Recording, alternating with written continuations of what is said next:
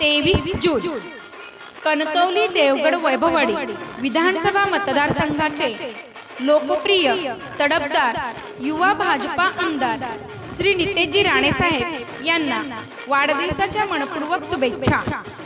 तसेच नवनिर्वाचित खासदार माननीय श्री नारायणराव राणे साहेब यांची प्रचंड बहुमताने निवड झाल्याबद्दल हार्दिक अभिनंदन। शुभेच्छुक श्री समर्थ शांताराम राणे, जिल्हा कार्यालय मंत्री भाजपा सिंधुदुर्ग।